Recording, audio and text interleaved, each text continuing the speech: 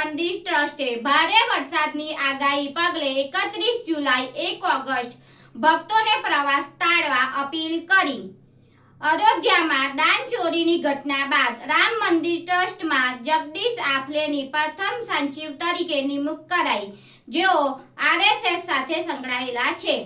ગુજરાતમાં આગામી 3 કલાક માટે હવામાન વિભાગ દ્વારા ખેડા, આણંદ, વડોદરા, ભરૂચ, નર્મદા, સુરત, તાપી, નવસારી, ડાંગ, વલસાડ, દમણ, દાદરા અને નગર હવેલી, અમરેલી, ગીર સોમનાથ, દીવ, ભાવનગર અને બોટાદ જિલ્લાઓને રેડ એલર્ટ જાહેર કરવામાં આવ્યું।